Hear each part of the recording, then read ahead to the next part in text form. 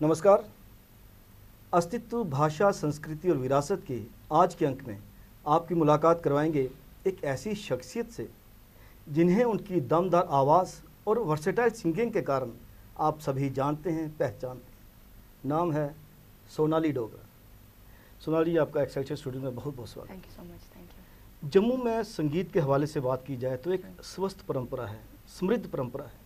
चाहे आप म्यूजिशियन का नाम लीजिए, पंडित उमादत्त शर्मा जी हो गए, पंडित शिव शर्मा जी हो गए, या फिर बसंत देव, अल्लाह रखा खान जी, और गायकी में कृष्णा कुमारी, अनिल पहाड़िया, उसके बाद सूर्य सिंह, है ना, प्रद्युम्न सिंह।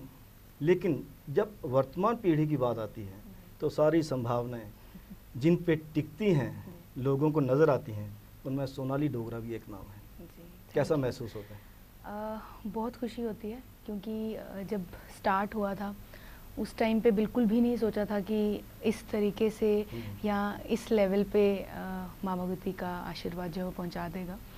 लेकिन परिवार का जो आशीर्वाद होता है, जो माँ सरस्वती की ये देन, उनके आशीर्वाद से आज दुनिया के लोग जान रहे हैं। लेकिन उसका ये मतलब नहीं है कि सिर्फ मतलब मैंने सोच लिया और हो गया। उसके पीछे मेहनत बहुत होती है। सो मेहनत करेंगे तो ही जो है वो नाम भी उस तरीके का। लेकिन कुछ लोगों ने आजकल जो शॉर्टकट अपनाए हुए हैं उसमें मेहनत नहीं है। एक दो गाना जो ट्रैक पे रिकॉर्ड होता है, 20 बार गा के एक लाइन को, वो नज़र नहीं आता लाइव परफॉर्मेंस में। जो आप जब लाइव परफॉर्मेंस करती हैं तो जिस तरह से स्टैंडिंग ओवेशन मिलती है आपको, मैंने अक्सर देखा है, तो वो फील नहीं आ पाती। देखिए, ऐसा है कि बिल्कुल जो आप शॉर्टकट की बात कर रहे हैं, वो आजकल लोग ज़्यादा शॉर्टकट पे ही जा रहे हैं। मैं आपको एक छोटी सी एग्जांपल देती हूँ। जैसे अभी मैं खुद भी सीख रही हूँ, मैं पीएचडी कर रही हूँ म्यूज़िक में। लेकिन उसके साथ साथ क्या होता है कि जब हम अपने गुरुजनों के पास जाते हैं कभी कुछ सीखने के लिए, तो हमारे बीच में ये चीज़ है कि मुझे पता है इस चीज़ को बहुत समय लगने वाला है। अगर एक सा की मैं बात करूँ तो उस पर हम जितना ज़्यादा मतलब अभ्यास करेंगे, पेशेंस चाहिए। तो बट आज की जो जनरेशन है, लाइक अगर मेरे साथ के भी कुछ लोग हैं जो सीखना चाहते हैं या जो हमें देख के इंस्पायर होते हैं, तो वो एक ही सवाल पूछा जाता है उनकी ओर से कि कितने दिनों में म्यूज़िक आ जाएगा। तो लाइक उनका शॉर्टकट का जो दिमाग में बैठ गई है कि रातों रात स्टार बनना है, एक गाना, और हो भी रहा है।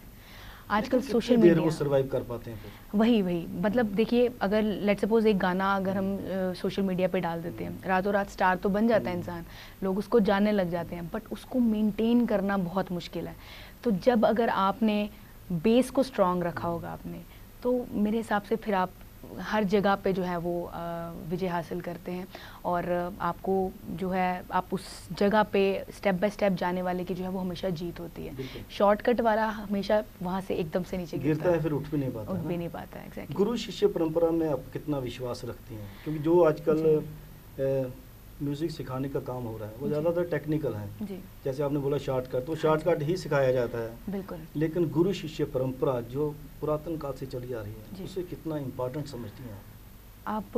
यही देख लीजिए कि जो लोग पहले के सीखे हुए लोग हैं, जो हाँ मतलब उस तरीके से उनको पता होता था कि क्या चीज़ करने से क्या हमारे गले पे जो है उसका अच्छा रिज़ल्ट मिलेगा और क्या गलत होगा तो हमें चीज़ें जो नुकसान देंगी। आज के टाइम पे कुछ पता नहीं है। आज के टाइम पे बस गए गुरु के पास, और गुरु को भी गुरु नहीं माना जाता। गुरु को भी बस ये कर दिया कि आज 2 दिन सीख लिया, उसके बाद गुरु ने अगर मना कर दिया किसी चीज़ के लिए, ट्यूशन समझा जाता है, पे कर, हाँ तो मतलब बाद में ये भी चीज़ बोली जाती है फिर क्या हो गया, पैसे दे रहे हैं। मतलब जो मेरे हिसाब से जो पैसा तो खैर आनी जानी चीज़ है, बट मेरे हिसाब से जो मन से चीज़ की हुई है ना, जो इज्जत है ना गुरु की, वो आपको कहीं का कहीं पहुंचा देती है। और गुरु मिलते भी हैं आजकल, बहुत मुश्किल है ढूंढ पाना भी। नहीं, ऐसा नहीं है, गुरु हैं, बिल्कुल हैं। जैसे मैंने जब स्टार्ट किया था पंडित पृथ्वीनाथ रैना जी से, मैंने क्लासिकल की ट्रेनिंग स्टार्ट की थी काफ़ी देर पहले। लेकिन उस टाइम पे मैं थोड़ा सा ये फील करती थी कि वो तबीयत उनकी ख़राब रहती थी, तो इतना ज़्यादा समय नहीं दे पाते थे। लेकिन मैं इस चीज़ को मानती हूँ कि गुरु के पास पहुँचना, गुरु का सर पे हाथ रखना ही अपने आप में आशीर्वाद है।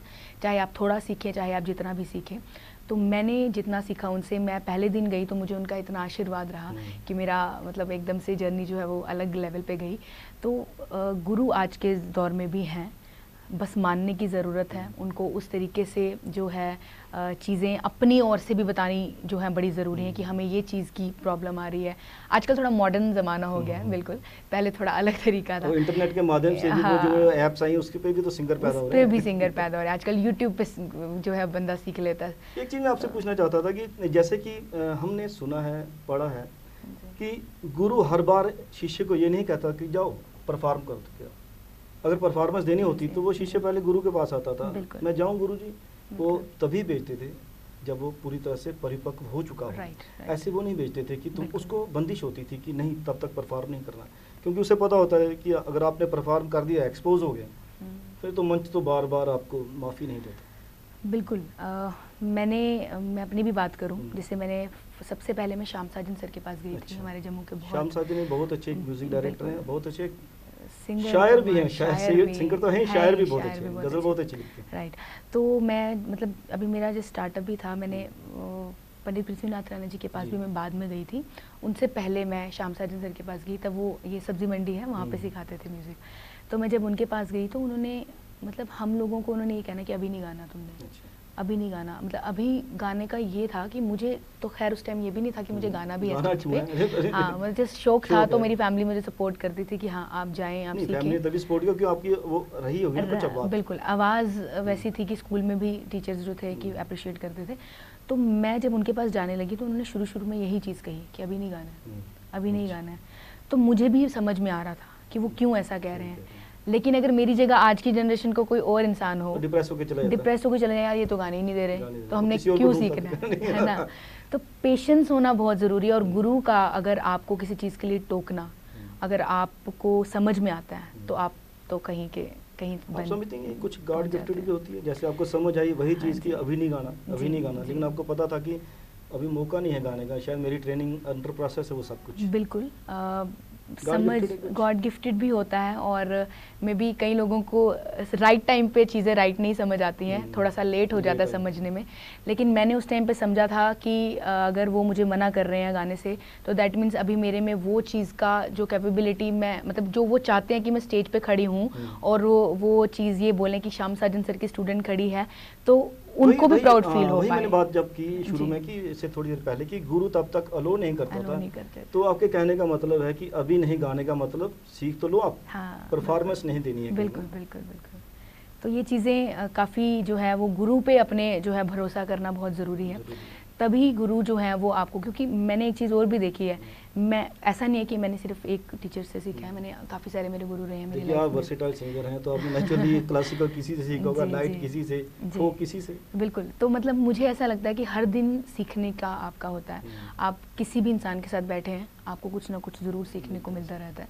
तो मैंने जम्मू में तो मोस्ट ऑफ द जितने भी हमारे सीनियर म्यूज़िक डायरेक्टर्स हैं या कंपोजर्स हैं, उनके साथ मुझे मौका मिला कि मैं उनके साथ बैठ सकूं, उनसे कुछ सीख पाऊं। तो साथ ही साथ सिंगर्स हमारे जितने आपने नाम लिए, सबके साथ मुझे एक मतलब आशीर्वाद जो है उनका मिलता रहा है। तो मैंने ये चीज़ नोटिस किया है कि उन लोगों ने भी अपने समय में जो पेशेंस है ना हमारे फील्ड में, हालांकि हर एक प्रोफेशन में वैसे पेशेंस लेवल फील्ड में बहुत ज़रूरी है, तो बस वो बहुत ज़रूरी है। अगर आप कभी कोई चीज़ गलत भी कर देते हैं तो आपको उसको सुधारने का भी पेशेंस होना चाहिए कि अब मुझे इतना टाइम लगेगा इसको इम्प्रूव करने में, तो वो चीज़ें भी ज़रूरी हैं। 3-4 मिनट का जो गाना गाया जाता है उसके पीछे बहुत मेहनत रहती है, ये नहीं कि आपने स्पॉन्टेनियसली वहाँ पे गए और गा दिया, ऐसा नहीं होता। बिल्कुल नहीं होता। और ये लोगों को तो लगता है, लोग एक दिन मिनट में जज कर देते हैं, यार ये अच्छा नहीं है, यार ये बहुत अच्छा है। मतलब दोनों चीज़ें हैं ना, पॉजिटिव नेगेटिव दोनों एस्पेक्ट्स हैं। लेकिन मैं यही कहूँगी कि आप इंसान की मेहनत देखें कि उसने कितना टाइम दिया होगा इस चीज़ के लिए। आज अगर मैं हूँ, सोनाली को अगर 1% भी लोग जानते हैं, लेकिन शुरुआत कब हुई थी वो नहीं लोगों को पता।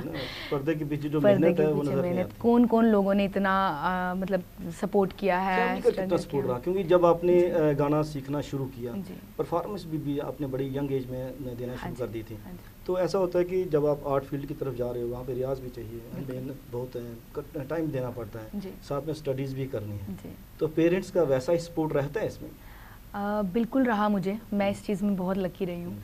यूजुअली लोग बोलते हैं कि हमें माँ बाप सपोर्ट नहीं करते, या पढ़ाई करो है ना, और ज़रूरी भी है पढ़ाई। लेकिन मैं आपको अपना एक्सपीरियंस शेयर करूँ, एक टाइम तक जैसे शुरुआत हुई थी मेरी स्कूल टाइम से ही, मतलब आई थिंक मैं 5th-6th में थी जब मैंने पहला इंटर स्कूल कॉम्पिटिशन में पार्टिसिपेट किया था।